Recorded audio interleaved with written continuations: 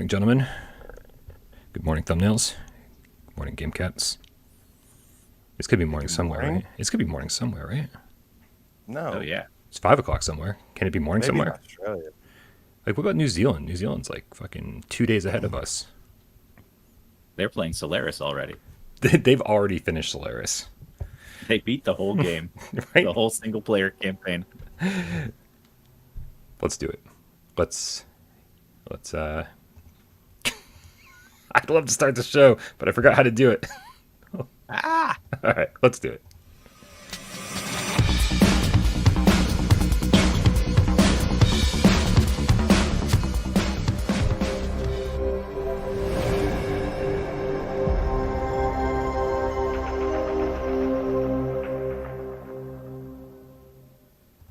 This is PSVR GamesCast Live, where we film live every single Monday, Wednesday, and Friday at 6 p.m. Eastern. That means today is one of those days. It feels more like a Monday than any day we've ever done this before. So if it's not Monday, fuck you, whatever day it really is. My name is Brian Paul from this channel right here, PSVR Without Parole, and the guys to my right, the boys, Dave, back from the dead VR. I've converted from my cartoon form, and I've come back into reality.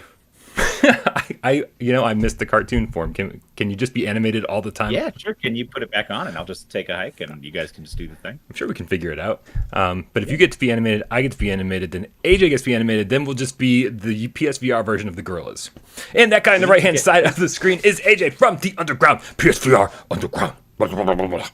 Ain't happy, cause games delayed, ain't got sunshine in a bag. I'd be cool with that. What is up, Brian? What is up, Dave? What is up, Game Gatos? Happy Monday to you. Hopefully we can help your Monday suck just a little bit less today, but not entirely. You always have me in the first half, and I feel like the OBS is going to cut out right after you say, hopefully we can help your Monday suck. And then we'll freeze. What y'all been up to, man? I've been playing some Shooty Fruity, some Ultra Wings, been making progress in those. I got to the second biome in Returnal. Finally, took me nice. 9 hours. Yeah. Finally Took beat me that way first longer boss. than that. Yeah, same. And I've been watching the Walking Dead series. I finally, ever since playing Saints and Sinners and Onslaught, I've been wanting to get back into that show, and I finally did, and I'm enjoying it, man. I'm enjoying it. It's good. Wait, what season are you on? I'm on season 4 right now, and I feel like this is the best season yet. Some of it's kind of soap opera-y and stuff, but everything else is really good. I don't usually like TV shows. Enjoy it while it's good. There is a bell curve there. Like, it starts out okay, and then it gets really good, and then the last few seasons just don't. I dropped out at like season 2, so I don't even think I got up the bell curve. I do need to get back to it at some point. I've been playing a bunch of RE8 and loving that. It is so fun. I Fucking won't say traitor. anything. I won't Such spoil a anything. traitor. Playing that Just game saying, before it's it comes out. incredibly fun, and I've also been playing with this thing a bunch. I think I showed this off before, but I love this little thing. It's got the clickety. Oh my god, I love this fucking thing so much. Niculo asked, did you switch to simulator in Ultra Wings? Yes, I did. I don't even know why I was on arcade mode. Simulator mode is so much better. I don't know how that happened. Maybe I was just intimidated by the name. But no, you know why simulator is better? Because you can do barrel rolls. Do a barrel roll. Yeah. Nice. You guys both put me to shame. I haven't been doing much of anything lately. I've been playing a lot of Dragon Quest IV on my Nintendo DS. This is the first JRPG I've played in like forever. I'm 10 hours in, just starting chapter 4. So I'm going to be making my way to the halfway point in about 30 hours. So I love old school RPGs. I am. It's one of those things where you don't have to pay too much attention to it. You can like watch a movie and just kind of grind away the whole time and just like level up, especially if like you're going to have trouble with like an upcoming boss. It's like I'm just going to spend the next hour like just killing dudes. Grinding. Yeah. And it feels good, but what it does is it's all separate stories. And so like, and then at the end, apparently all those stories come together. But right now I'm just playing the separate stories and they haven't really merged yet. So I'm just kind of zoned out quite a bit. But I did watch The Djinn last night on Amazon. I had to rent it. Oh, I've heard about that. Yeah, I've heard about it. Yeah, finally, a new horror movie. And something I've been looking forward to, something while I wait for the new Conjuring movie to come out. It was decent. You could tell it was made during COVID. It was like literally a cast of 2 people. Sure. Yeah, it lost steam about halfway through, but good for a couple scares if you need it. Guys, want to take? Are you looking Sorry. forward to that Conjuring? Yeah. The Devil Made Me Do It. Dude, I'm That's the thing because I know more you love that series. Right? more excited for Conjuring 3, Devil Made Me Do It, than like literally any other movie that's ever come out in my entire life. What a Oh my dumb God. name that is. Why I know. would they name it that? It's Yeah. so Oh, and the dumb. trailer's not that great looking either, AJ. I don't know if you've seen it, but It's also a different director, which the whole thing has Oh, like okay. Brian fucking Brace for Impact written all over it. But Yeah. Well, it'll be okay. It'll be fine. Guys, real quick, we want to make sure we give Jeppy Condyle a shout out because he gave us a $5 tip before the show even started. Thank you so much, Jeppy. True supporter of the show. Homegrown game cat goodness. Homegrown game cat. Got to water them every now and then. I hear they taste better when they're homegrown. Lots of water and sunshine. for They smoke Jeffy. better too. Sunshine. Not High Five Face with a $5 tip says, what do you guys like more, Onslaught or Saints and Sinners? Oh, poor Onslaught. Saints This isn't going to go well. Yeah, Saints and Sinners is fucking incredible. Onslaught is like Yeah. the average. Yeah, I mean, you're talking about like a 6 out of 10 versus like a 9.5 out of 10. Mm-hmm. Yeah. Yeah, and then Scott Jestico, future, past, Scott Jestico, PSN, Harry Fella, PSVR Game Cap for Life. Sorry, I keep making your name longer every time. The $2 donation says, live, Scott here, all aboard the tip train. Choo choo. Choo choo. Oh, worst train whistle ever. Sorry. Choo choo. My tip train goes toot toot. So That's better than toot toot. me going for the realistic one. Guys, 8 goddamn minutes to get the show started per usual. I want to thank all you guys for being here. Thank you to everybody who's in the chat. Thank you everybody who's hanging out. We also want to thank, of course, everybody who's on our Discord. Guys, the Discord is just a cool place to hang out. Click that link in the description below. I'm sure Rhodey or somebody will post it in the comments over there. Tiff is mad that you only gave it a 9.5 out of 10. Okay, my official review is a 10 out of 10. I'm bad at doing reviews right after I play something. I have to let it sit for a long time. I mean, look, it could be a 10 out of 10. I just think that the story, if the story and the characters were a little bit better, it'd be a 10 out of 10. But If the juggler 0.5, you're gonna grill me over 0.5. If the juggler on top of the radio, that little jester, if he went like, "Woo," and he like, they was lip sync the all the radio chatter with the mouth movement, I think we could have something there. But yeah, get that PS5 patch out, and then we'll talk about a 10 out of 10. But It's guys, still the best game on PSVR. So one of the things we don't talk about enough when it comes to the Discord, I gotta say, is how cool the voice chat is. Last night I was just wanted some company, man. It was like 2 a.m. No, it wasn't 2 a.m. It's 12 a.m. And I was just like, I'm just gonna hop in the voice chat and see if anybody joins me. And like within 20 minutes, man, we had like 6-7 awesome people hanging out there, shooting the shit, talking about retro games. Then we decided we were turning our cameras on and showing off our collections and stuff. Man, Justin can't do usernames, Gilman, Frosty, Nick. I mean, all these fucking cool cats were hanging out, and we're all just showing off our collections with video and stuff. And I was like, this is something I've never really done in Discord. Just an extra cool way to hang out. So yeah, it was pretty cool. And then I showed up, and then I tried to show off something in my house, and Gilman immediately started roasting me about my coffee table having some stuff on it.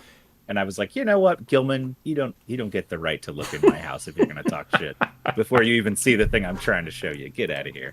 But it was fun. Yeah, when I was around. And of course, if you want to be on that illustrious scroll down below with all the coolest cats on the face of the planet, make sure you join our Discord. Patreon over at patreon.com/withoutparolegames. And hook us up for $1 or more every single month. Thank you guys. You're fucking awesome.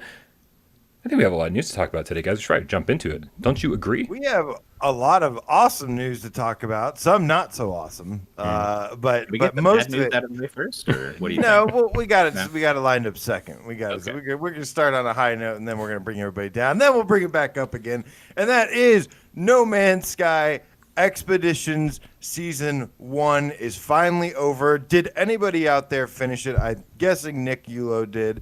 Did anybody complete it and get the thing? I usually do. I'm really mad that I didn't get the golden ship like I wanted to.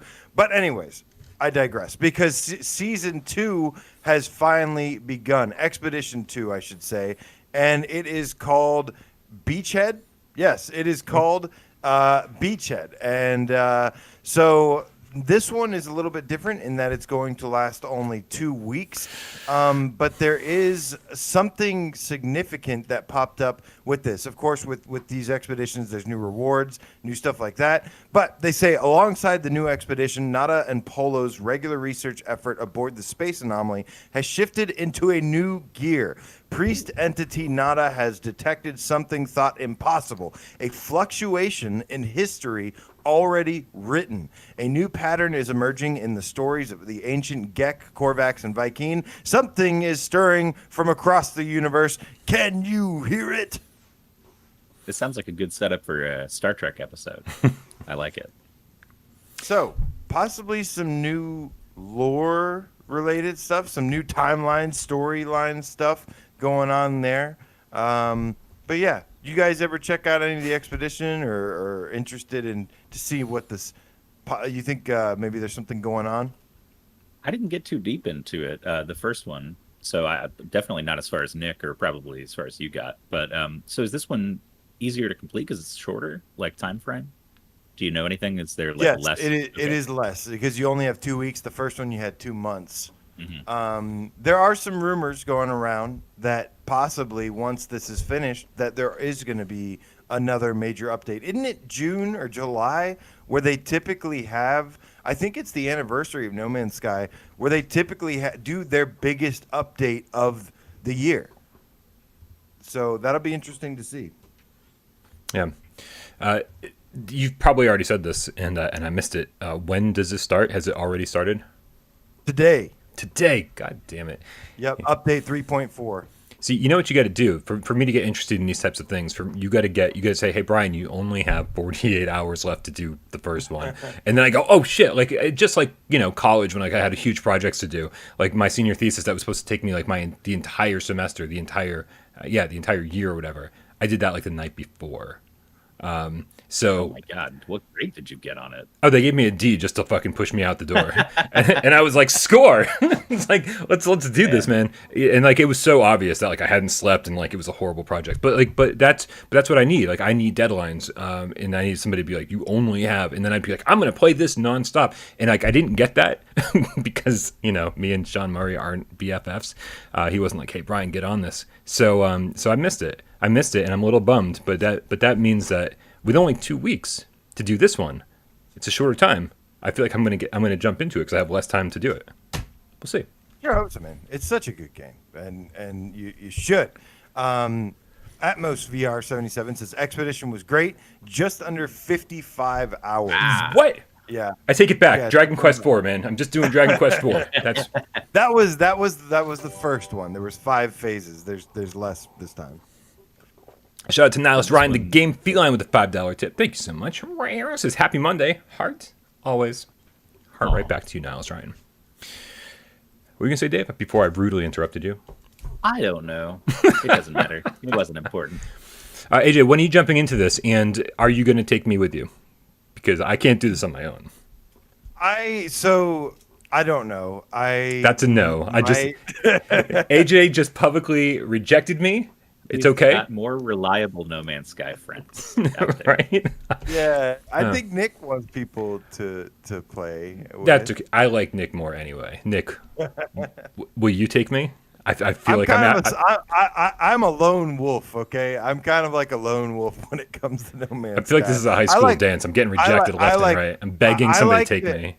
When it comes to the multiplayer, I love to hang out in bases. I love to explore with other cats like I do all the time. But when it comes to the mission-based stuff, it's a little bit more difficult to try and get 2 people on the thing. It's easier for me to just ride solo.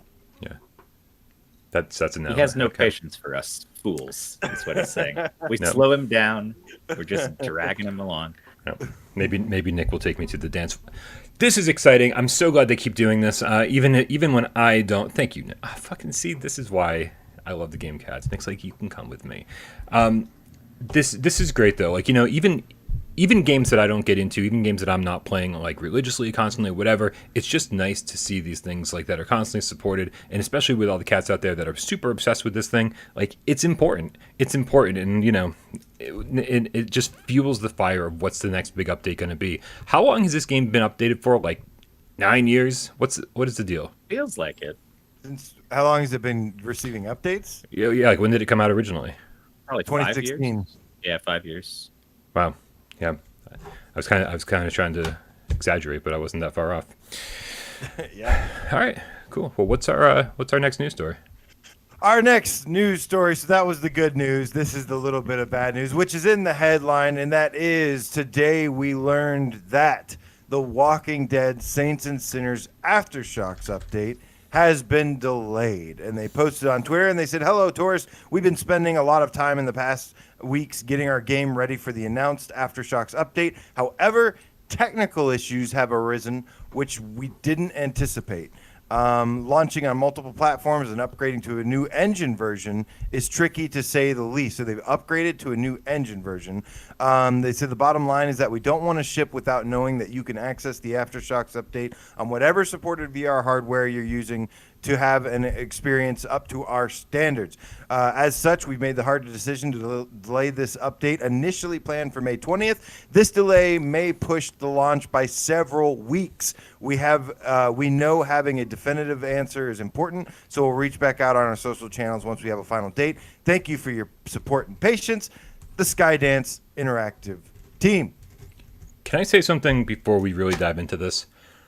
I want to say Yes. a big shout out, a big thank you to all the cats out there who, instead of getting angry about this and being like, "What the fuck? You said this, blah, blah, blah. Oh, just another disappointment." Like, you've seen it all before, right? Like, people just getting mad for no reason about free updates and shit. Instead of seeing that, all I saw all day today, from the moment this news broke, was just like an outpouring of support from all the cats, whether it be on our Discord or over on Twitter. It didn't matter. Everybody came out and said, "Don't worry. Like, do what you need to do. Make the game good. We've got plenty of stuff to play in the meantime. It's cool." And I don't ever see that, ever.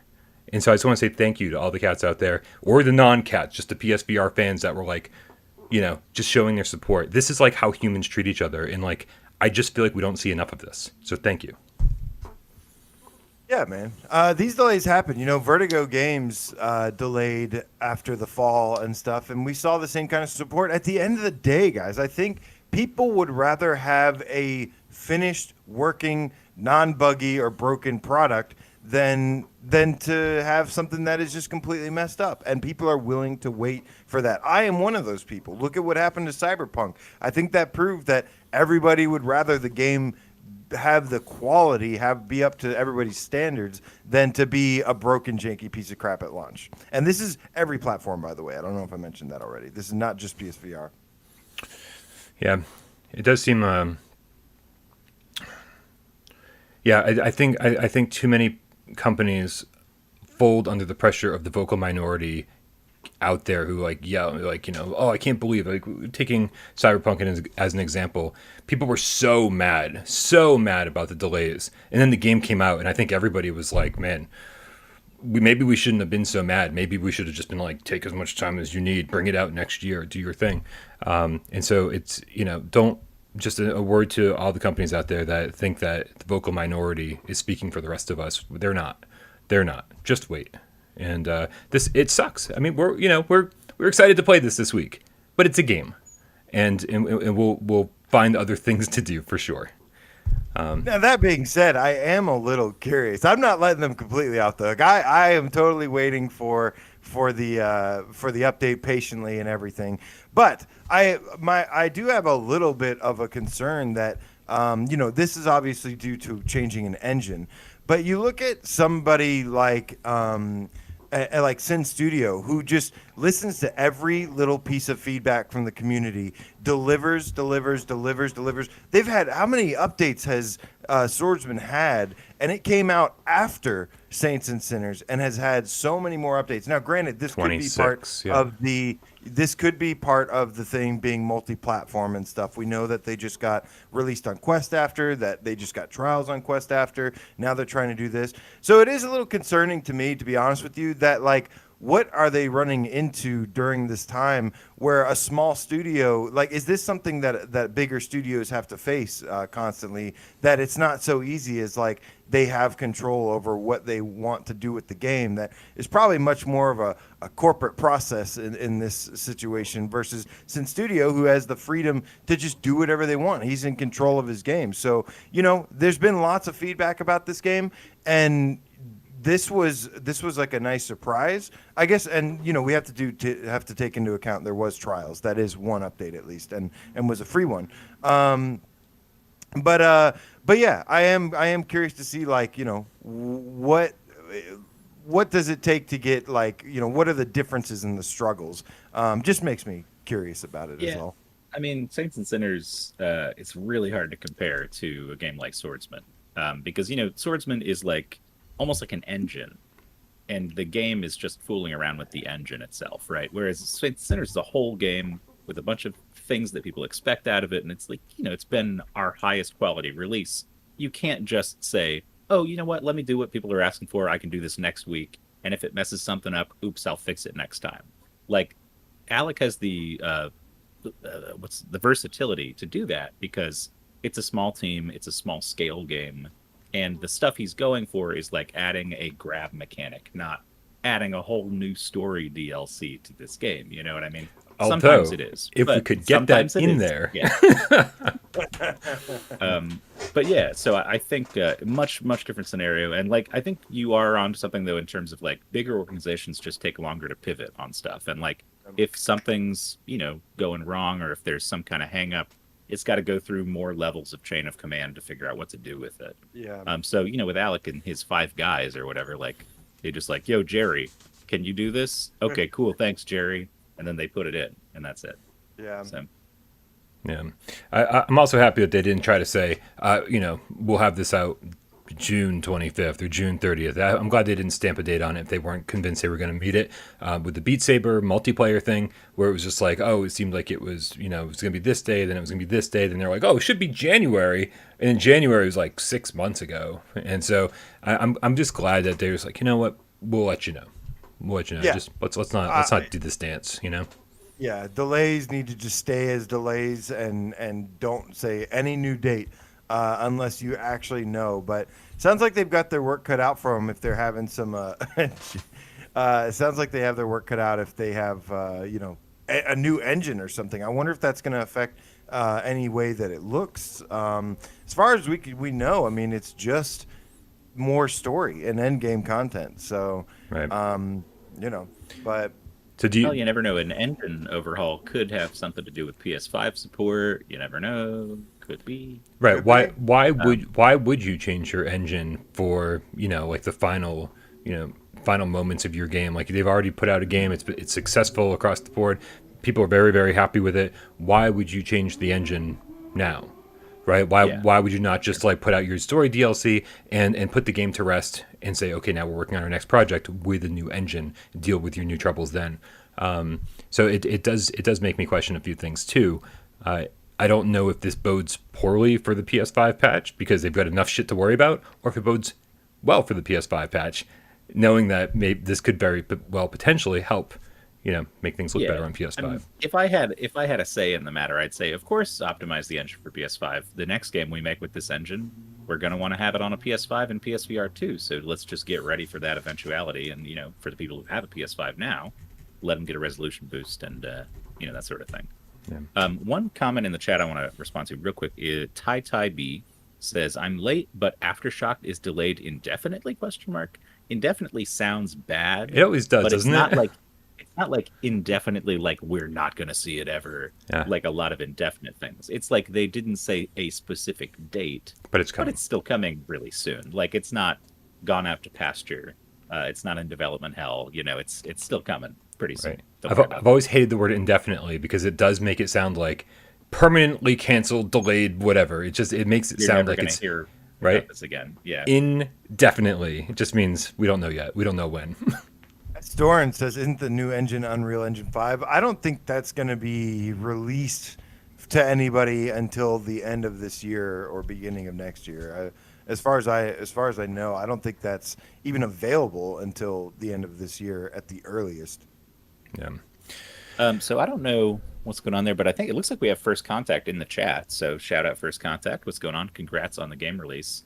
Yes. And then they were saying if anyone has any questions, maybe throw them their way. I'm curious about this midnight release thing. I saw people asking, is it a midnight release? Usually without a pre-order, it wouldn't be. So I'm expecting the old 11 a.m.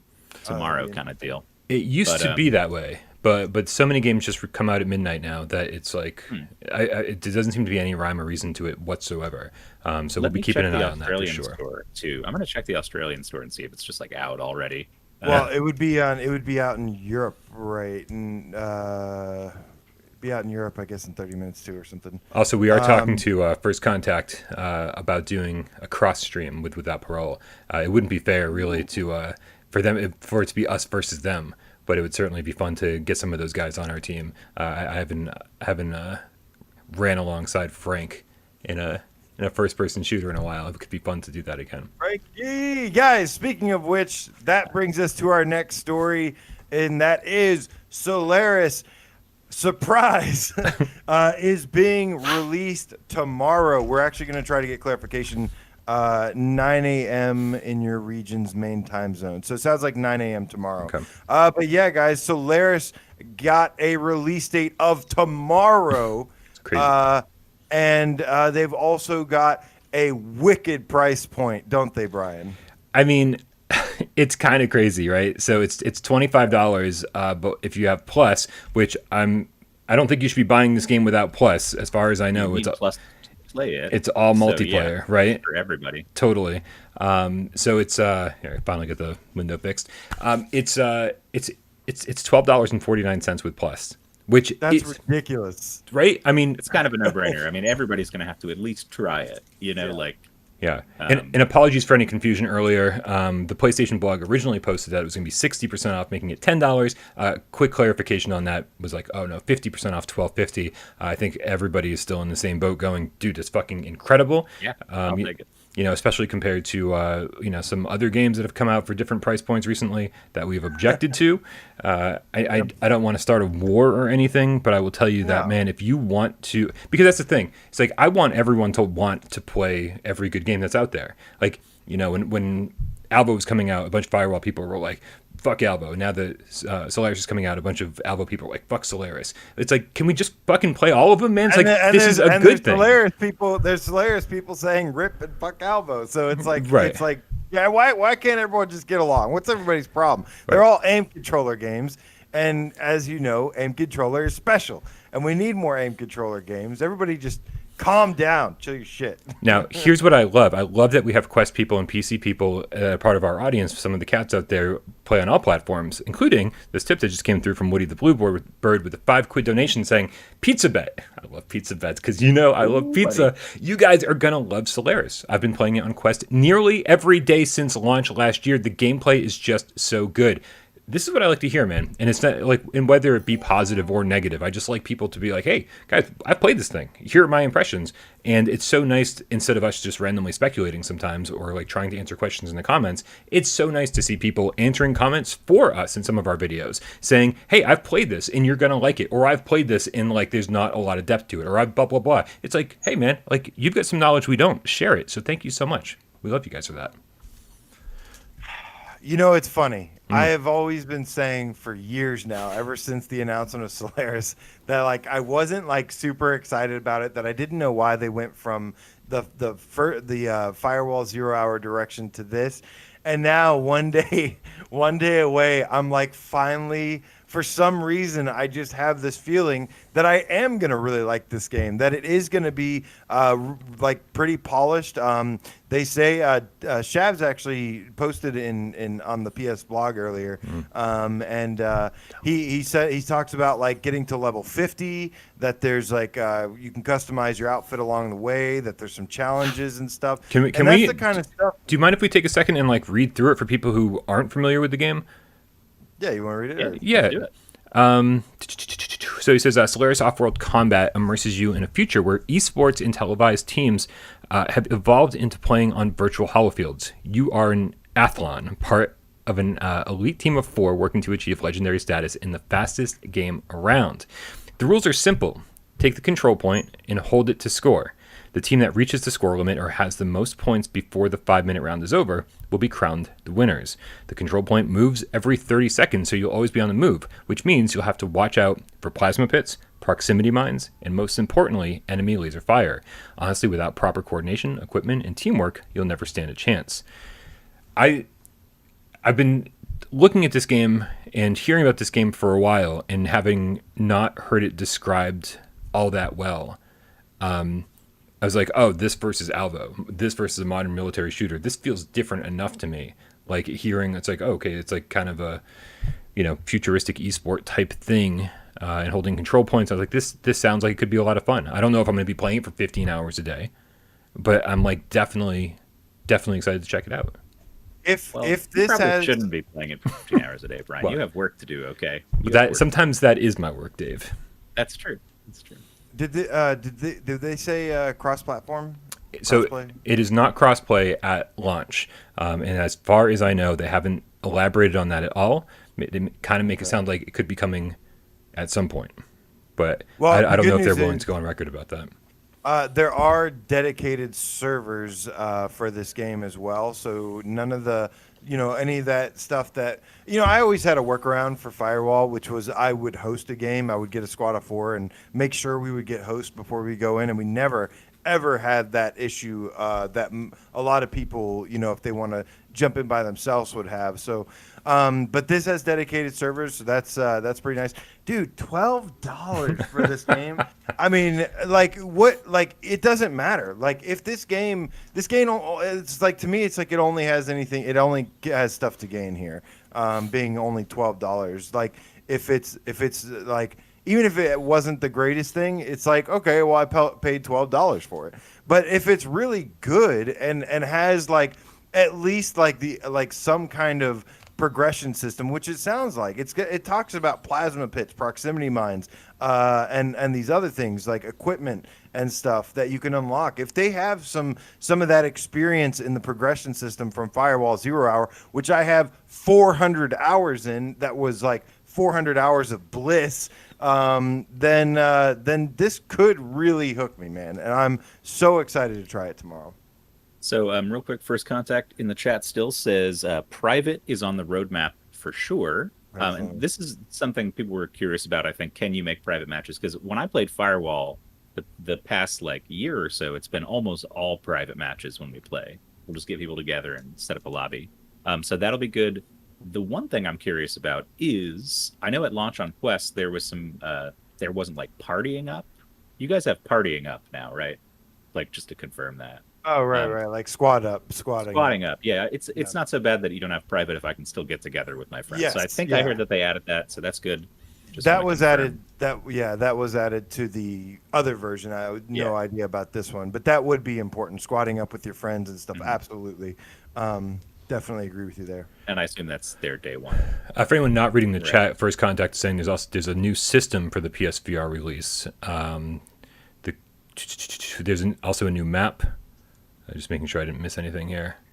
Completely switching things up. So we'll have to see. I will say that this is very good news. You can squat up. That was the biggest issue I heard about the Quest version at launch. So, dude, we are ready to go, man. I've got my aim controller ready. I am super, super excited about this. This is just awesome, man. Thank you guys for that price point too. God damn, I can't say enough good things about that.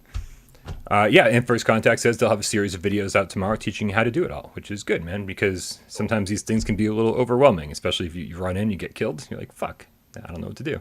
So a series of videos sounds good. BitJelloBoy30, that jiggly gamer cat with the $5 tip, says, with that price drop, I feel Solaris will definitely have a strong start. I just hope First Contact Entertainment remains dedicated to their title, Pizza Pizza, Pizza Pizza. Thank you so much, BitJelloBoy. I mean, let's put it this way. From what we've heard, over on the Quest, the player base dropped off really fast, and they continue to support the game. Now here they are with the PSVR release, making sure that the player base doesn't drop off nearly as fast by getting more people in the door at the proper price point. It's like learning from their mistakes, which I fucking love. It's nothing more frustrating than watching developers repeat the same mistakes over and over again.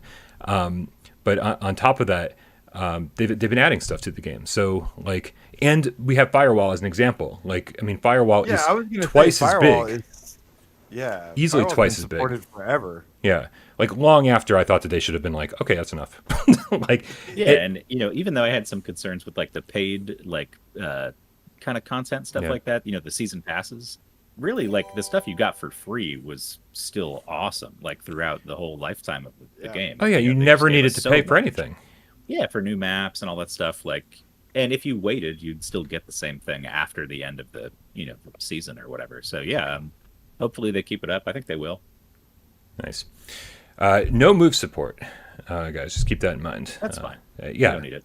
I mean, this moves in a competitive shooter would be a terrible idea. Yeah, I don't think so. And it's also a trend that we see fucking all the time. If it's got aim support, 9 out of 10 times it does not have move support. It's dual shock and aim. I feel like those control schemes just like copy and paste each other. Move support's like a whole nother thing. So yeah, this is not uncommon, but also keep that in mind if you were looking to pick it up for moves. If you have an aim, this sounds like a no-brainer to me. Absolutely. Oh yeah, man. Well, good luck with the launch, guys. Tomorrow, we'll be streaming, man. I think I'll be free tomorrow, so I'll be with you, man. That'd be nice. But I'm trying to recruit Geisen. I was like, you're our only chance. Yeah, we'll be checking it out tomorrow for sure. So that's gonna be dope, man. I can't wait to check this out tomorrow. It's gonna be fun. So we'll show you guys some gameplay first thing in the morning, bright and early. Oh yeah, excellent. All right, moving on. What's our next news story? Moving on, PlayStation published an article on the PS blog, and they said digging Returnal and looking for even more procedurally generated goodness, a guide to the best roguelikes on PS4 and PS5. Ooh, and I know they put the persistence in there, didn't they? So man. The reason I brought this up, first of all, I am loving Returnal. Like I said, I've gotten to the second biome now. It is so good. It is the reason I've always played PlayStation is games like Returnal, because you just can't get them anywhere else usually. But yeah, in this article, they explain like what is roguelikes. It is a genre that I've noticed is becoming more and more popular over the years. It wasn't always very popular, right? You can thank Spelunky for that, yeah. I don't think it was Spelunky. Pretty sure it was Spelunky. Probably thank Rogue for that, couldn't we? I mean, seriously, a 30-year-old PC game no one cares about. I didn't actually read this article. Do they go into the distinction between roguelikes and rogue-lites? Because everyone will not shut up about that. If I call something a roguelite, they're like, that's a roguelike, buddy. If it was a roguelite, it would be. And I'm like, it's a one-letter difference. We're all talking about the same thing, basically. Like, yeah, I understand people who don't. I understand people who don't care to make a distinction between the two, and I'm fine. Like, if you just want to lump it all into roguelike with the K, but it's sort of like how every square is a rectangle, but not every rectangle is a square. Did I get that backwards? It's fair enough. You know what I mean? It's like I don't refer to them as roguelites. You can just refer to them as roguelikes, and then we kind of like mix and match. But I personally prefer roguelites so much more than roguelikes. Like, it just gives me this feeling of progression, and like I feel like I'm making progress even if I spent 3 hours and died. At least I came out with something on the other end. So by that definition, then I guess persistence is a roguelite with a T. Then, absolutely. Right? Yeah. Okay. Yeah. After and the fall, until you fall, Returnal. Absolutely, roguelites. Mm-hmm. Yeah. well, it's in this. You know what? It does say roguelite in here. So it does say what is.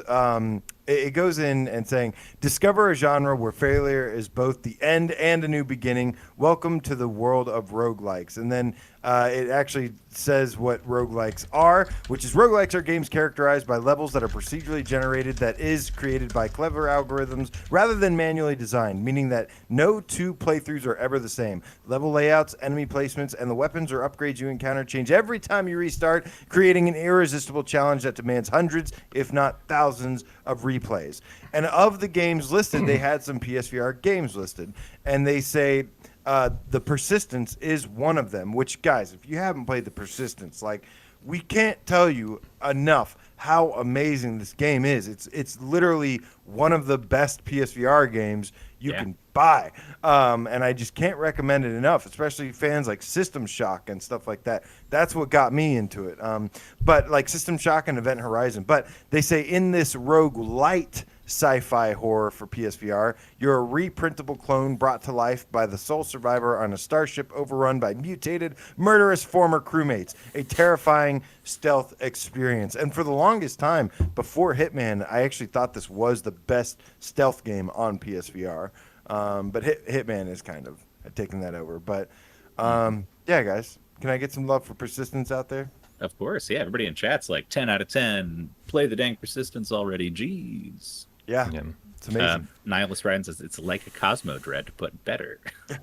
It's different. It's definitely different from Cosmo Dread, but No, I'm as you said, AJ. This is a genre that's making a wildly insane resurgence in the gaming industry, and I'm extremely happy about it. I know these games can be really off-putting to some people, really difficult to sometimes like just getting into it. We had a discussion, I think, with Jyox over on the Discord recently. He was like, he was talking about games that are just too fucking difficult, and how like only the hardest core of gamers are able to see the later parts of the game. And is that fair? Is that not fair? And as far as I'm concerned, that's why I like roguelites more than roguelikes, because you can kind of suck at a roguelite, and as long as you're just willing to put in 100 hours, eventually you'll get through it, because like you are like slowly upgrading yourself. That's the thing with like, so if you compare it to like the difficulty of a game like Sekiro, moment to moment gameplay, Returnal is probably just as hard as Sekiro in some parts. But when you get to that part that you're having trouble with, you get to come back and try it a different way with a different run, maybe some different items. You'll pick up different things. Like there's always a chance that it'll not be the same guy that you just fought. Like in Sekiro and Dark Souls and stuff, I'm just beating my head against a wall. There's one boss I can't beat. I keep fighting him, and he's just pissing me off. You know what I mean? And so that gets me frustrated, and I stop. But in a roguelite, I'll just be like, okay, well, I died again. I intended to die. I expected to die. It's going to happen. Let's just go for it again. I don't get mad at the game, because it's like, you're supposed to die a bunch. Yeah. Well, for those that think that Returnal or roguelikes are too difficult, that is the advantage of roguelite. Well, I think Returnal is a roguelite, probably. Yeah. Is it? For sure. Yeah, you get permanent upgrades. Yeah, you get permanent upgrades. You get the sword, and then you come back. You still have the sword. You get the anytime you collect ether, that follows over to the next run. Certain doors or bosses. Okay. You don't have to beat the same boss every single time. It's all. I feel stuff. like the upgrades in Persistence are a lot better, but I guess I can see it. For sure. The other the other game that they mentioned in here is Until You Fall, which is, it says, an original combination of sword-swinging roguelite, fantasy, and synthwave-inspired fluorescence designed for PSVR. Slay magical monsters and learn from your mistakes on your path to saving Roque.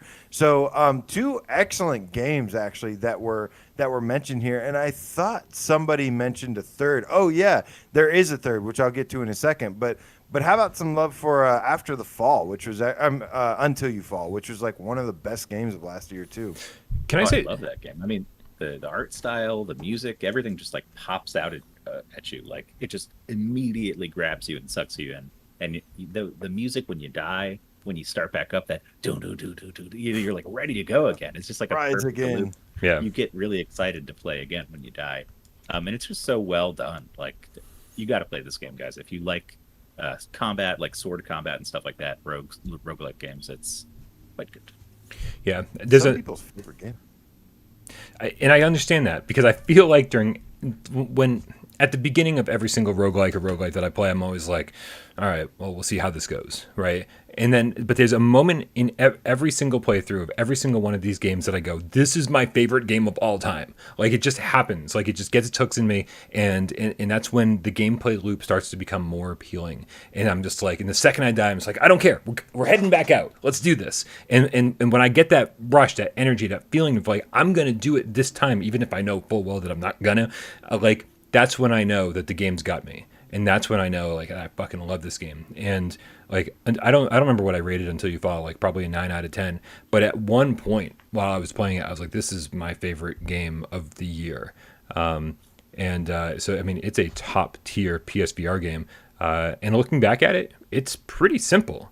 It's a pretty simple game, but man, it is just so much fun and so challenging, and so it's overcoming those challenges that makes it so much fun. Which is where I kind of fall on the difficulty thing that we were talking about earlier, the difficulty debate, saying it's because they're so difficult, you feel this great sense of reward when you overcome these challenges. That like if there was an easy difficulty on these things, I'd just be like, and there is. You can play Until You Fall on the easiest difficulty, but like the second you beat it on easy, you're like, it's time to move up to the next level. Let's do this, and like go play through the entire thing again and move up to the next level and do the whole thing again. So for me, man, it's all about the challenge, and when a game kicks your ass, and all you want is more of the game to kick your ass, then you fucking succeeded at life. Like, your game's amazing. Until You Fall's amazing. Justin Time pointed this out on my Twitter. He replied to me and he said they forgot to say In Death. In Death is another one that wasn't included on here, but that is another good roguelike. Yeah. Absolutely. Yeah. Yeah, that's yeah, very. I feel like I just now finally understand the full difference between the two. Yeah. After all this time, I've always been so confused by it, even though I've like had a general understanding. In Death is a roguelite in the worst possible way, because the more you play, the harder it gets. Like you slowly, like despite your wishes, the game after a certain number of runs, the game goes, and now this enemy's been added to the world, and then a certain number of runs later, it's like, and this enemy too, and you're like, motherfucker, like so, like you are getting more powerful, but so is the world. And so it's like, this isn't enemies, fair. It's like, so the thing that I like about roguelites is constantly being taken away from you in Death. But that's fine, because it just makes that game so unique, especially when talking about, you know, this new flood of roguelikes and roguelites that we've been getting over the last 5-6 years. Yeah. But like I said, just wanted to share this article. Thought it was really cool. Was happy that that PlayStation showcased it. And man, any other words on this one? Did your dog just walk out of the room? I saw something in the reflection of the Moss poster. Someone's moving around in your house. All right. So that brings us to our. Can we want to move on to the screenshots? I meant to be messaging you guys. Well, real quick there. If you want to, we can go back. Well, is there? Yeah, you want to? No. Let's do the thing you had. Okay, so we're so quick, organized. There's an update for Swordsman. Is that is coming out? They've, again, when we talk about the way they do updates with Sin Studio and Swordsman, they are absolutely incredible with the way they do this. They absolutely crush it. And I think so. Is that one patch supposed to drop tomorrow? The PS5 patch? So initially they were saying tentatively Tuesday for the PS5 graphical update patch, and it sounds like I think Justin Cantu usernames last night told me that that is not happening. That they're pushing it off a little bit further. But it is coming.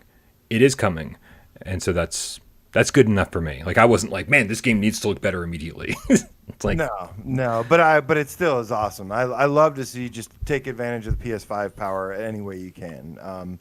Doesn't matter if it, unless it was like there is room for improvement with it, and that's the most important ones, right? Stuff like Blood and Truth really didn't need it, but I think that was more of a test run for PSVR 2 reasons. But Swordsman is like as great as it looks. Like, it could look just a little bit sharper or something. So sure. this will be interesting. I hope to see more. And just to follow up on that, the other patch that is coming in June that they're talking about is hand-to-hand combat, something that people had requested, and you're actually gonna be able to grab your opponents with this. This is one of the things that I kept thinking in my head. I was like, this is adding too much to the gameplay engine. It was supposed to be like, when I first talked to Alec, when he first told me about this game, he's like, no, it's not like, don't think of Blade and Sorcery. This is really like just sword to sword combat, and it's getting more and more like Blade and Sorcery with every update. And so this is cool. This is an update I didn't think we'd get.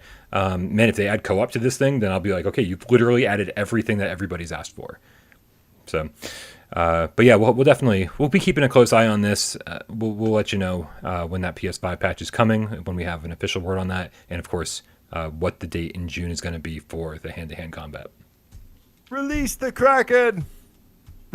Sorry, I had to do that again. Love it, man. All right, finally, our final news story of the day is that I, guys, have recently noticed and obtained some new screenshots for several games coming out. Big games, in fact. Some of the games that we are waiting on, and need so bad. Thank God Solaris is coming tomorrow. But where'd you get these screenshots from? Whoa! Hey there! Hey, let's not, you know, I know a guy who knows a guy, right? Right. And that guy hacked into Sony's databanks. But no, we got some awesome new screenshots, a little bit of tidbit more info about some of these games coming out, and let's kick things off with Fracked, Brian. I'll do my best. Or After the Fall. No. Hold on a second. Here we got it. Here we go. We got some new screenshots for Fracked After the Fall, Zenith VR, Winds and Leaves. We got Fracked up here now, and like honestly, somebody on your Twitter, somebody responded to your Twitter post about these screenshots, right? Claiming that they weren't real, right? Because they do. Yeah. You look at these screenshots and it looks like concept art.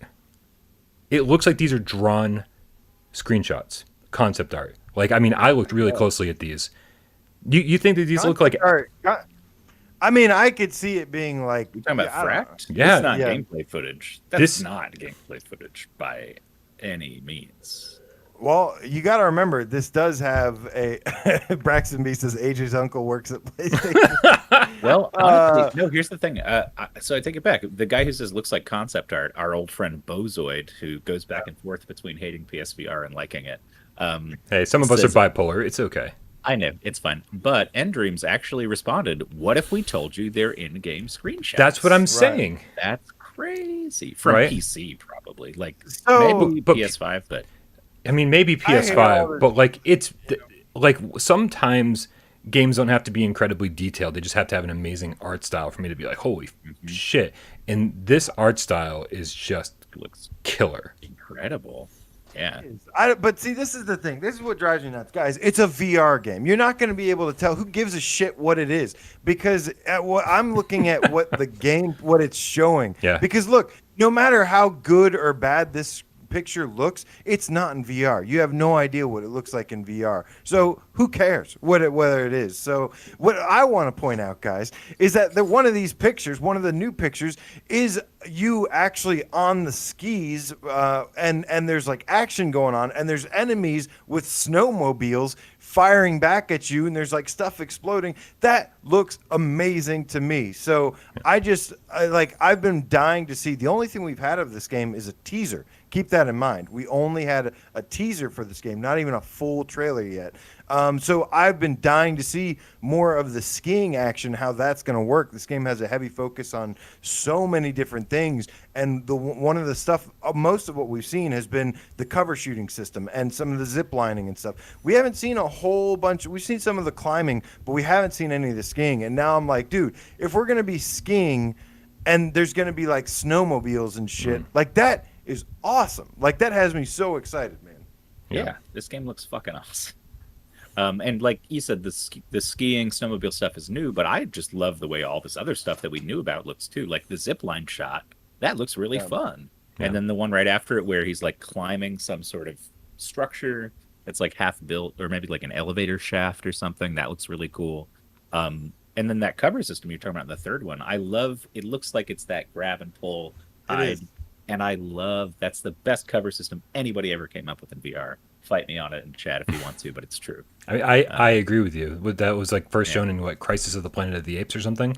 Exactly. That was the one silver lining of that game. I was like, wow, this should be done in every game. Yeah. This is incredible. Yeah, that was the thing. The game I thought was pretty crappy overall, but man, that cover system was awesome. That really worked so well. I 100% agree with you. Yeah, whenever people write it off, I'm like, but the cover system, dude. Like, I have to say it. Dude, Stingray X in the chat said kind of like 13. If people remember that, I remember that game. I have that somewhere on one of my I never bookshelves. played it. Yeah, it's a great game. Yeah. But you know, I always wanted the to. definition of cell shaded, really. This is Yeah. way beyond this, way beyond that. Nothing like Borderlands. Obviously, nothing like Borderlands. No. Borderlands is not It cell does. shaded. How dare we? It's Borderlands style. All right. The context of the comment. But no, I just thought this was really cool. I was so excited to see the skiing screenshot in particular. And that just made me so excited. I can't wait to see how in depth the gameplay of the skiing is going to go. Like, even like, are we going to get to like, like I just don't know. I have no idea what, like, how action packed they're going to put in this stuff. Are we going to be skiing around explosions, or are we going to be able to shoot back while we're skiing and stuff like that? Oh my God, this game could be something truly amazing. I could see a system where you like do a couple swings and you've got some momentum, and then you just lift your hand up and you, or there's something attached to your hand that's also attached to the ski that's a gun or something. It does look pretty, like it'll be fairly linear, which is okay with me. Like I don't mind that at all. But like I doubt we'll be skiing a mountainside open world finding shit to do. It looks like you're going down a corridor and there's guys in front of you and it's an action set piece. So we'll see if the skiing is like just used in moments like that, or if it's like your primary way of getting around. I'd be curious to see. Jay, what game do you want me to bring up next? All right, go ahead and bring up After the Fall. All right. Another highly anticipated game that I'm super excited about. So we got some screenshots here. Some of them are the same, but there are a couple new ones. But there's one thing I wanted to point out in particular. But they've mentioned that there are, this is a 4-player co-op. You can play it solo, but it is also 4-player co-op zombie shooter. And it does support the moves as well as the aim controller. That's one of the rare ones that supports both of those. So they do talk about like you're going to be fighting giant hordes of zombies, of course. But then there's also going to be specials. And on top of that, they say you're squaring off against towering bosses. So there's like 3 different kinds of enemies that we know about so far in this game. Not just zombies running around, but the specials. And if you see in one of the screenshots, there's one of the creatures that has almost like the Resident Evil 5 things where they have like their face opens up and they've got like the squid face thing with the teeth. So that to me has got to be an example of one of the specials. And then you see another screenshot of the big hulking, I think they called him a crusher or something, smasher, crusher, and then that's going to be one of the bosses, I'm guessing. I appreciate what you're looking at in these screenshots, but I'll tell you what I'm seeing in these screenshots. There's one interior one that just went by where like the light is shining in through the window and it's like reflecting off of the ground. And I feel like that's something that we hadn't really seen in the gameplay trailer leading up to this. Is everything looked a little bit on the flat side. The game looked fun, but polished, not so much. And these screenshots are showing a whole lot more polish, which makes me hope that they're not bullshots. Like I really hope that this is real shots, like taken exactly from in-game and not polished up.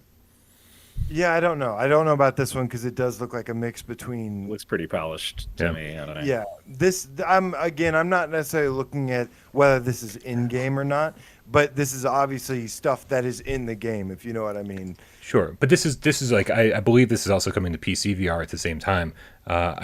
Again, not totally 100% sure on that because we cover PSVR over here. The fact that I even know that it's coming to Quest is shocking. And so, like, seeing, what this game is capable of and possibly what a PS5 patch or PSVR 2 version of it will look like is kind of nice. Yeah, I would love to see a PS5 patch. One of the other screenshots, I don't think it's actually on here, but there was another screenshot that showed some of them at like one of the upgrade tables. Let me see if I can get it to you. Maybe I missed that. You have to describe it to us. I won't be able to get it in at this point. Okay. Well, there's one more picture that has them at like a desk. It shows kind of what an upgrade station looks like, and it's got like a picture of like a baseball bat with nails in it, and then they're holding a disc, weapon. like they're holding a little disc that says electrical upgrade. So there's going to be some cool upgrades in this as well. Like, I mean, it's bashing a zombie with a baseball bat that is electrified. I can't wait to see. I hope that is something that translates pretty well and actually, turns out really cool to zap, to see hit them with that bat and they go.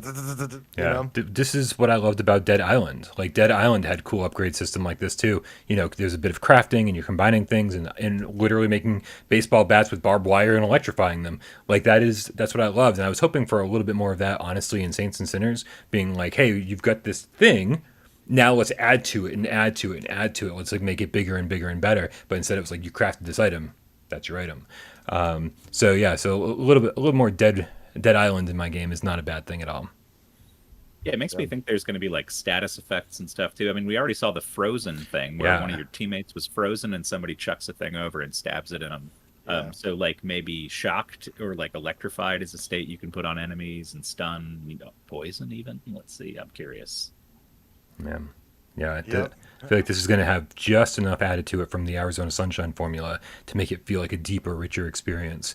Like my fingers crossed for this one. This is one of my more anticipated games because I can't wait to play through it with other people, but I kind of want to play through it myself first, like just on my own, because I feel like it could have a good horror vibe, and I kind of want to just experience that on my own, and then be like, hey, let's have some fun. Let's blast through this game in one night with a bunch of cats, If it's as Left 4 Dead-y as it seems, I would say maybe not. But it does seem like more campaign focused, because like Left 4 Dead was chapters that were self-contained pretty much. Like you'd play one run, and there wasn't like a reason to play single player. Whereas this seems like there could actually be a reason to play by yourself and go through the story. They did say that it's tailored to be single player as well, but yeah, I gotta go. I'm usually a single player person, not a game like this. Game like this, I'm all about playing with friends. Man, I really want to be able to do it both ways, so we'll see how that goes. Hope if it's like a 20-hour campaign, then maybe I'll ditch halfway through and like start over. All right, what's next? What's the next one you want me to bring up? Next, can you bring up Winds and Leaves, please? Which is a flora builder adventure kind of exploration game. And, this looks like just a really chill, tranquil game. And they've got a couple new screenshots. You see some of the landscapes and stuff where basically the whole game is going to start out like brown and ugly and barren, and then you go around planting stuff, walking around on their stilt system. Yes. And then... and then basically you're going to watch the thing transform. But there's two interesting key points about this game, is that there's actually going to be there's going to be structures, like ancient structures that you can stumble across, and they say awaken. So there's a little bit of a discovery thing there. There's also this immersive living soundtrack that they talk about, which is it's talking about having a dynamic soundtrack with dynamic time and weather simulation. So time, weather, the music are all going to be dynamic and kind of change depending on what you do in the game, which I thought was interesting. Yeah, I'll tell you, it's not, the graphics in this game are not selling me at all. Like, I think it has to have this barren look to it. I remember when I first saw the screenshots, I'm taking you guys way back here. I remember when I first saw the screenshots to Dark Cloud 1 on PS2. It was an early PS2 game. And it was like, wow, why is everything so barren? It's like, because you had to actually go into these dungeons and like find parts of your town and like rebuild the town. And by the time you like rebuilt the town, it looked fucking kind of cool. And so I'm wondering if that same kind of transformation here, where it's like everything's brown and barren, and then like you see these trees and like you've kind of like built this world, if that will have like the same impact that it had for me back then. But I don't think the graphics are what's going to sell me on this. Everything I've heard about the actual gameplay, and especially the stilt system, where you can, you're using the move controllers as stilts to walk around, and then if you want to run, you extend the stilts so that you're taller, and then you can run faster. And then if you want to pick something off of a tree, you extend the stilts. You want to get back to the ground, you retract the stilts. Like, I think the gameplay in this, personally, I don't think this game's going to sell for shit. We know what happens when people try to make artistic games on PSVR; they just don't sell. This, I feel like I'm going to like this, but I don't know how popular it's going to be. Yeah, I don't know what I have to add to that. That's our really long rant. Pretty spot on. It started with Dark Cloud. I don't know where I was going. I'll let I'll let JT Money fill in a little here. He says, I need some Journey type shit for VR. I'm down. That's kind of what I'm thinking here too. This game is going to have an advantage of being that where everyone's tired of shooting stuff and everybody just wants something different. I think there is an audience for that, myself included, where, I love sci-fi and exploration and horror and shooting and action and explosions, but I also like to have a game like this occasionally, hopefully as long as it's good, and something, as long as it's fun, I will enjoy it. The VR I hope they have a flower mode where you just you get to fly around the world you've created as if you're playing the game Flower. Well, take Flower and then put yourself on stilts and then like planting stuff. Well, yeah, but Flower, the whole thing was about the joy of the movement through the world, right? And so like I'm sure it'll be fun to move on stilts, but I want to, after I've planted everything and set up my cool flora, I want to be able to fly through that shit. Dear Trey Boucher, we don't care what kind of game you're making. Please make the game that I want you to play. Flower. Please just make Flower anyway. Right? Yeah. Why isn't that game company just bringing Flower and Journey and shit to VR? Like that should have happened day one. What happened? It'd be incredible. It's ridiculous. Jessica, that looks a bit like Falcon Age to me. That was actually a cool dynamic of Falcon Age that I really liked, and I thought about this several times because it did start out brown and barren, and then as you completed stuff in quests and stuff, the levels would turn green, and I actually really like that mechanic of it. So nailed it right on the head there, Scott Justico, PSN Harry Fellow, PSVR GameCat for life. Definitely needs more Falcons, though. Needs more Falcons. Yes. Can we make this? How about Song in the Smoke? You want to talk about Song in the Smoke? I absolutely would love to talk about Song in the Smoke because that is one of the games we got some new screenshots of, and some of them are the same as what we've seen before. However, some of the more significant ones, it shows there's one with like a boar and like some broken tree branches and stuff going on. They're really conservative with these pictures, but I'm liking what I'm seeing. I'm liking the environments. Honestly, the art style gives me some hardcore like Turok vibes for some reason. Some of it, the one with the Velociraptor thing and stuff. But I'm super excited about this game, man. I love survival games. I think this game honestly is going to be incredible. I'm not even going to comment on the screenshots. I think it looks nice. I think it looks like a fun game. My question, separate from the conversation we're having, which, sorry about this, is I still need to know what kind of game this is. I need to know, is it a straight up survival game? Survival adventure. Survival adventure. Yeah, I know, but like I need to know, like, is it going to be like Island Time, where like, hey, let's see how long you can survive. And like every time you play, it's a little bit different or something, or you got to take what comes to you? Or is it like this more of a progression, more of a campaign where it's like, this is going to take you 7 hours to beat, or is it going to be like, how long can you survive in this world? I just need to know a little bit more. It sounds to me like the latter. I think it's the latter. Yes. That makes me happy. This game has a look to it that seems like it's kind of atmospheric, maybe a little scary at sometimes, and there's like some kind of, I'm getting a sense of progression from these screenshots, especially the last one where there are notches in the bow, like as if it's like on his journey he's done, he's killed this many animals or this many demons or something like that. Like there it's could be a hit. So it seems like there is a thing in the distance that you see that you're trying to get to. I mean, it says find a way to survive the night in a treacherous forest stalked by hungry beasts. Will you go on the offensive and craft weapons to take the fight to the enemy, or go on the defensive and build a fire to keep them at bay, or explore your surroundings and find better campsites? These are just a few of the decisions you need to make if you're going to make it through the night. Then it says, as you explore your environment, learn its secrets, and battle its predators, you'll do more than survive. You'll start to thrive. Then you can start to make plans to move onwards toward the mysterious giant tree in the distance, spurred by visions of a strange shaman who seems to dwell in another world. Okay, so that's there is a story-driven glowing eyes you keep seeing around, but it could be a little bit of a mix of what we just said, where it's like you do start over each day, you die and you come back and try it a different way, but as you go through, you unlock more. Hey, is it a roguelite? Yeah. Well, exactly, right? I don't know. As a side note, Team 17 wrote probably the best PlayStation blog article about their game that I've ever seen on the PlayStation blog. It's 17-bit. 17-bit. Oh, right. Thank you. 17-bit. I should know that. And but it was one of the best PlayStation blog articles I've ever read, and they described their game in a creative way. We actually talked about it pretty in depth when they first announced this game. They described it in a creative way. They made it just absolutely fascinating, and so that's why this game is definitely one of my most anticipated games. This, and I guess After the Fall.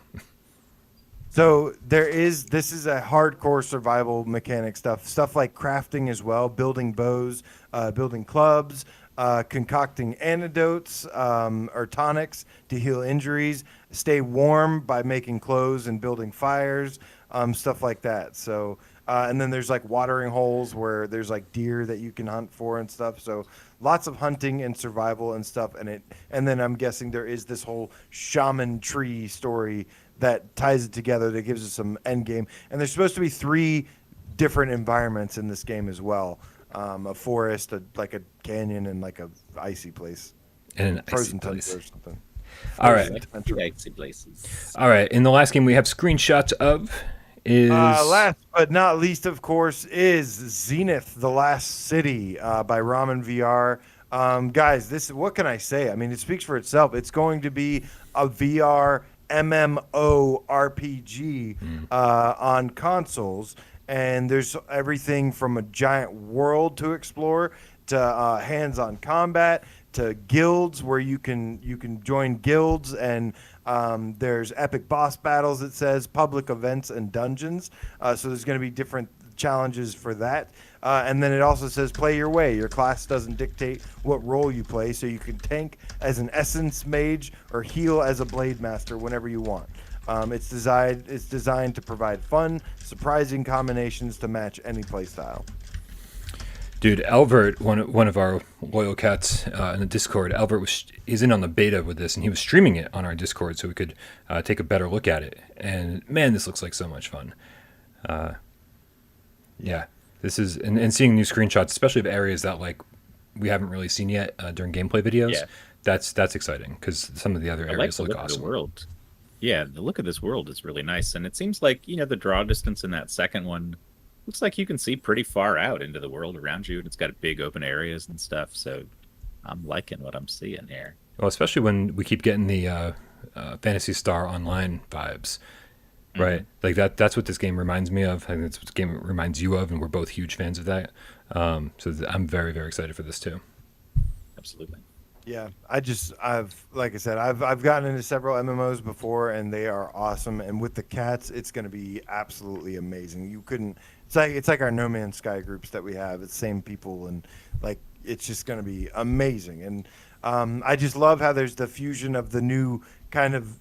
Like I said, VR has come a long way where it's not just point and interact with stuff. They're starting to get physics down. They're starting to get interactive elements and physicality down where there is like sword fighting, parrying, stuff like that. So as long as they nail the sword fighting, parrying, casting spells, all that gameplay goodness, it'll be a lot of fun. And I love the environments I've seen in this one too. There's the cyberpunk city, Zenith. There's there was like another there was like this beautiful beachy level like hub or whatever, which just has like crystal blue water and beaches and I think that's stuff. the second screenshot here that I was talking about. Yeah, it looks really nice. It looks so gorgeous. And then there was another one that was like a big canyon like stuff. So can't wait to see it, man. Looks fantastic.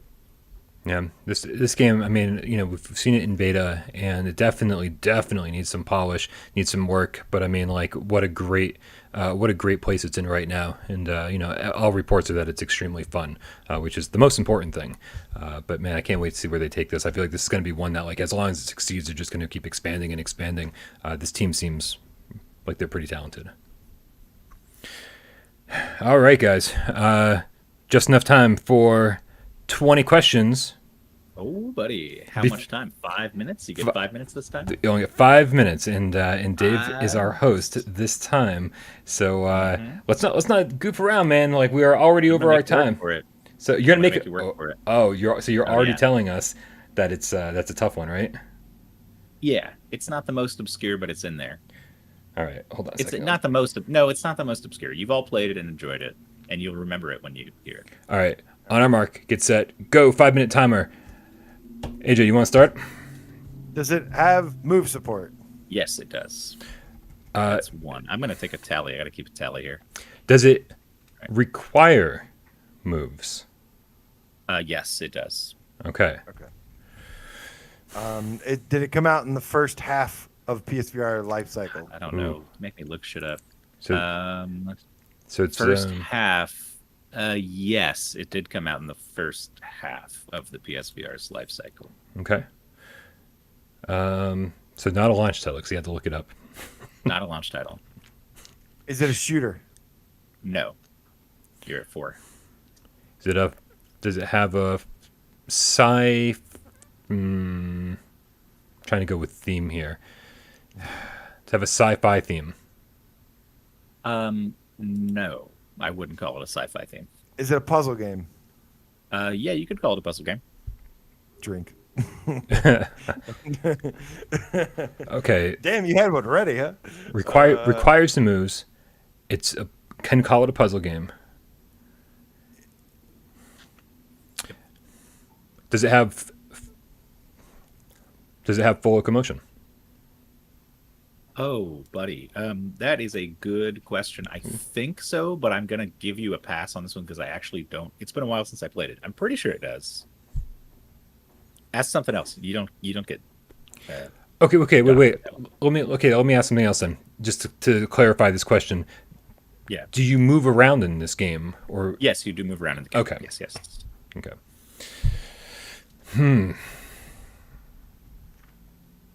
Jesus. Do you fly in this game? Ooh, No. no flying. Has the team that made this made more than one PSVR game? Good question. Let me check. Very specific, but I will find out. Okay, so we know it's not Serbios. How many questions are we at? It doesn't appear to me that they have had made another. No, I don't think that they have. Just the one. So Okay. you are at question. That was 9. So next one's 10. Was it a good game? I liked it. Yeah, I liked it. Okay. I think most people like it. Yeah, I guess we still don't know what genre this is in. We know it's a puzzle game, but we don't know. Does it take place? It's not your standard puzzle game. Yeah, How many questions are we at? that's 10. You have your. Yeah, you're at 10.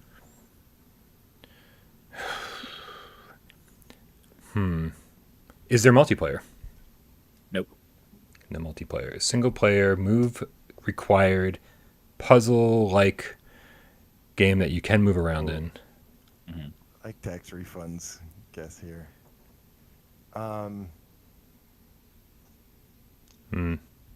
Is it a detective game? Nope. That would be a launch game, also, FYI. Oh. Yeah. Puzzle. You're at 12. We also have 1 minute and 44 seconds, so I guess we should speed this up a little bit. Yeah. Is it scary? Nope. I'm trying to get setting. Is it fantasy? Nope. It's not fantasy. He said it's not sci-fi, right? No sci-fi, not fantasy, not. I mean, what's left? Contemporary? What else should we ask, AJ, to narrow this setting down? I'm starting to worry for you guys here. There's only a minute. Go fast. Is it? Can I give you a hint? No. Okay. Let's see here. Do you play as a human? Yes, you do play as a human. Okay. Is it story driven? There is a story, but no, I wouldn't really say that it's like primarily a story-driven game. Like, there's a backstory for why you're doing what you're doing, but no.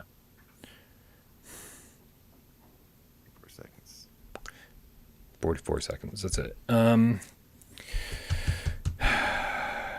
Yeah, I think tax refund's good with Zing, but it definitely has full locomotion, and that's definitely a puzzle game for sure. Final countdown. Final countdown, man. 5 How many? minutes. How many do we have left? You got 4 left. Is it a fishing game? Nope. Oh, come on! This is crazy. We don't even really have. Is it? I made this one too hard, I think. Not a shooter, right? No. I don't know if I already asked that. You get shot at. Do you have melee weapons? Not that I recall. I don't think so. This is crazy. 3, 2. I don't even have a guess. You only got one question left. Okay, so this one.